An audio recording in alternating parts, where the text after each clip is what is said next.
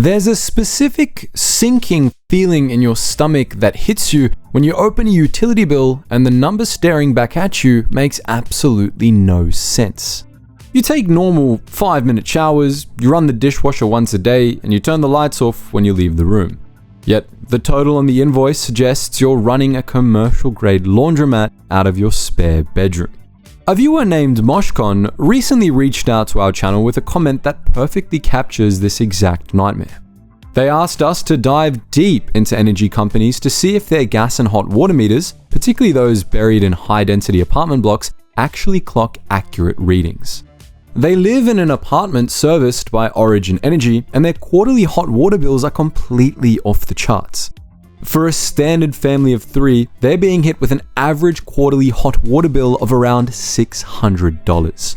The residents in this building started comparing notes in the hallways and quickly realized something was deeply wrong with the numbers they were all seeing. Multiple neighbors began to suspect that Origin wasn't actually reading their specific meters at all. Instead, they realized the company was likely using predictive pricing based on prior usage trends to generate these massive bills. When the residents finally managed to get Origin on the phone to demand a physical meter audit, they were met with a brilliantly hostile corporate policy. The company told them that an audit would cost hundreds of dollars, and that fee would be charged directly to the owner if the technician found nothing wrong with the hardware. The viewer ended their message with the only logical conclusion a person could draw. The whole thing sounds like a scam. If you live in an apartment building with a centralized hot water system or an embedded energy network, you're probably nodding your head right now. The mechanism driving this massive frustration is a well-documented industry practice. Energy retailers heavily rely on estimated reads when physical meters are difficult to access, which is incredibly common in secure apartment blocks where the hardware is locked away in a basement. Sending a human contractor to physically check hundreds of individual dials takes time and costs the company money. To protect their profit margins, they resort to the cheapest administrative route possible. They feed your historical data into a predictive algorithm, factor in the season, guess your usage, and spit out a number. And when a customer gets fed up and calls to dispute an estimated read, Origin will agree to send a technician to conduct a physical meter audit, but with a massive catch. If the auditor decides the meter is actually functioning perfectly, the customer is slapped with a call-out fee that can stretch into hundreds of dollars. The brilliance, if you could call it that, of this audit fee trap is purely psychological. Imagine you just worked an 8-hour shift. You sit on hold with a customer service chatbot for 40 minutes, and you finally reach a human being to dispute your massive bill. That representative then casually threatens you with a few $100 penalty just to verify the accuracy of their own equipment. This creates a massive firewall of financial risk that stops people from ever questioning the algorithm.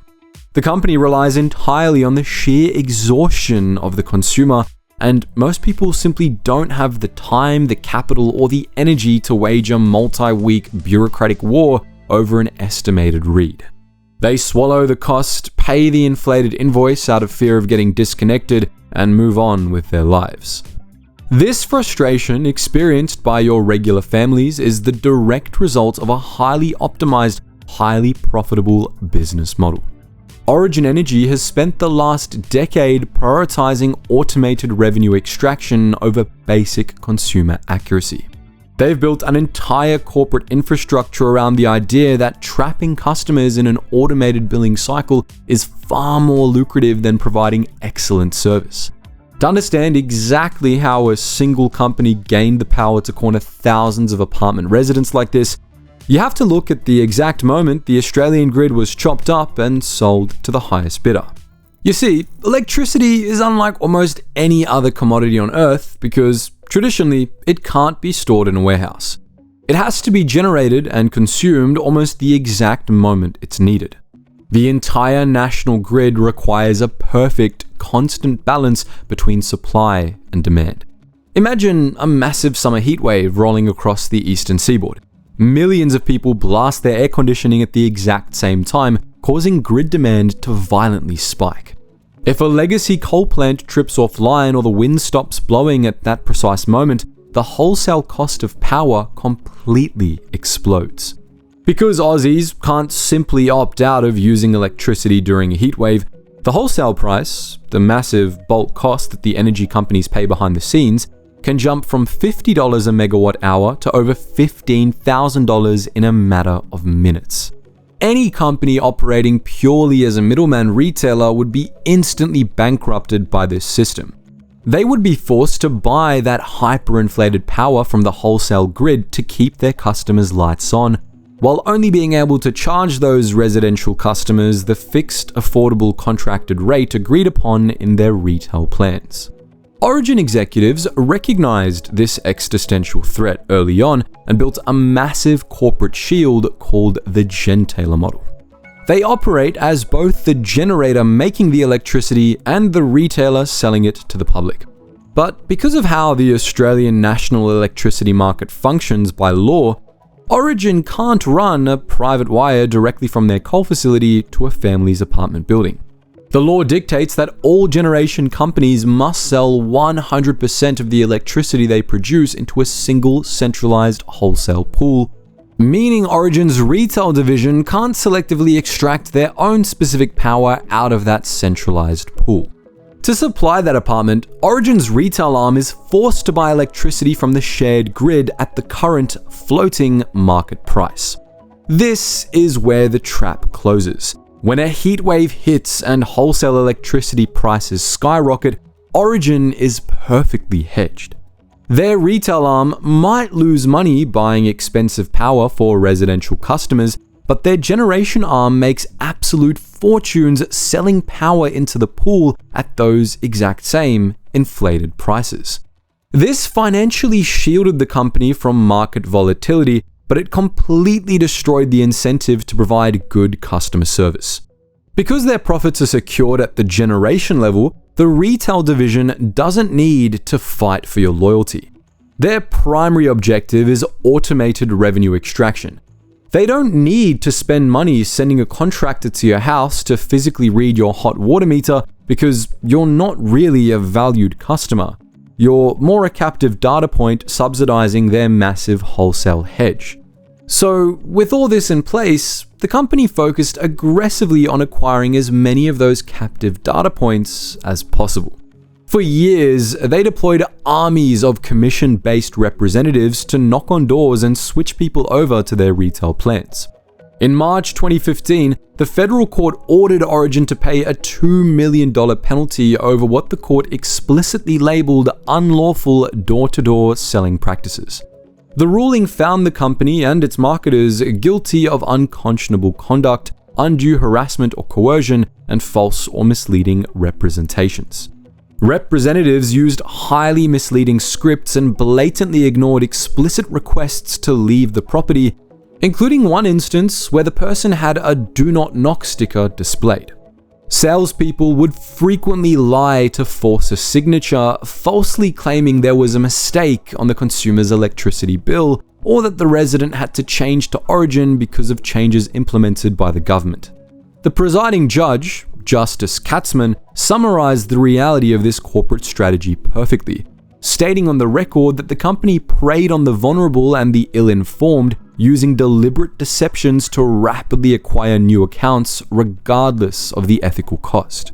The government eventually outlawed the door-to-door hustle, but the core corporate DNA that approved those tactics remained fully intact. Origin simply shifted their focus from aggressive acquisition to aggressive cost-cutting. To maximize the margins on the customers they already had, they drastically reduced the number of human meter readers. They replaced that physical workforce by automating the billing process, relying heavily on predictive algorithms to generate estimated invoices and remove as much human friction from their operations as possible. This pivot to digital automation is exactly why our family in the apartment is staring at a $600 bill, and it immediately triggered a massive scale of collateral damage across the country. The earlier signs of this algorithmic extraction emerged within the federal welfare system. For years, Origin allegedly took $2.5 million directly from welfare recipients through the government's Centre Pay system.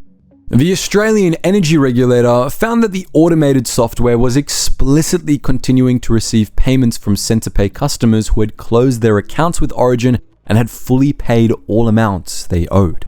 But the most damning detail is the timeline. The regulator alleges that Origin knew that its systems were processing payments in this way as early as 2017. Yet, instead of manually intervening, the company deliberately put on hold a previously approved process that could have prevented further payments from occurring. They completely failed to inform affected customers about these overcharged payments or refund them, essentially allowing a multi-billion-dollar corporation to quietly siphon money from its most vulnerable former customers rather than just fixing the algorithm. The true scale of this digital strategy was later exposed in Victoria, resulting in a historic $17.6 million fine from the state regulator because the company's automated systems completely failed to send mandatory best offer messaging to hundreds of thousands of users. The software also bypassed thousands of customers who were actively experiencing payment difficulty, prioritizing the standard automated debt collection cycle over placing those accounts into legally mandated hardship programs. This blind reliance on automation eventually crossed the line from financial harm into a genuine threat to public safety. In December 2024, Origin subsidiaries were hit with a $12 million penalty for failing to properly register customers who required life support equipment. When a household relies on medical hardware like an oxygen concentrator or a dialysis machine, the retailer is legally obligated to flag the account and pass that data down to the local grid distributors. This communication is the only safety net that stops a distributor from cutting the power to that specific house during routine street maintenance. Origin completely dropped the ball on these obligations, with internal systems failing to notify the distributors entirely. This breakdown left thousands of highly vulnerable people essentially invisible to the operators of the physical grid, exposing them to the risk of their medical equipment shutting off without any warning. And just a month later, Origin was fined again for $1.6 million in Victoria for sharing the confidential physical addresses of family violence victims without their consent, while simultaneously pursuing aggressive debt recovery actions against them. For someone fleeing a violent domestic situation, keeping their location hidden is the only thing ensuring their safety. By failing to secure this information, Origin put actual lives at risk. The algorithm doesn't care if it's a family in an apartment disputing an estimated read, a welfare recipient, or a domestic violence survivor. It's a machine designed entirely to extract payment completely devoid of the necessary mechanisms to pause and evaluate the human cost of that extraction. Now, Origin executives know their legacy billing architecture is a massive liability. So they recently attempted to solve this public relations nightmare by throwing $140 million into the equity raising of a UK-based platform called Kraken, run by Octopus Energy. Origin already held a massive 22.7% stake in Octopus and uses the Kraken platform to manage its retail accounts across Australia. For our family, staring at their $600 hot water bill, this massive investment operates as a high-tech coat of paint applied over a deeply flawed corporate culture. Instead of hiring human meter readers or improving the physical infrastructure in apartment basements, the capital is directed toward migrating the customer base onto a cloud platform that simply executes those estimated reads and predictive pricing models more efficiently. The new software might make the invoices look cleaner and the mobile app run faster, but the underlying corporate directive remains exactly the same. To our commenter, Moshcon, and the frustrated residents of that apartment block, Origin Energy is the faceless monolith actively making their lives way more difficult than it needs to be just to widen their profit margins. Origin's executive team is completely aware of this toxic public perception, and they know that you can't run a massive consumer-facing brand when your entire customer base actively resents you. So they build a facade. If the new software platform is their digital smokescreen, their environmental marketing is their cultural smokescreen. Origin spends heavily on marketing itself as a leader in the green energy transition, formally committing to slash its Scope 1 and 2 greenhouse gas emissions in half by 2032. However, the physical reality of keeping a modern power grid functional creates massive friction with these sustainability goals. So, the company still aggressively pushed to open the Beetaloo gas basin in the Northern Territory to fracking. Environmental groups and traditional owners pushed back hard, taking the fight directly to Origin's annual general meeting to demand they drop the exploration plans, citing the risk of groundwater contamination and a lack of proper consent. This public pressure eventually grew so intense that the company was forced to surrender 10 gas tenements in Queensland's Channel Country. The tension here is a perfect reflection of the broader energy crisis. While environmental governance demands a swift exit from fossil fuels, completely abandoning these legacy assets strips massive amounts of reliable baseload generation from the grid.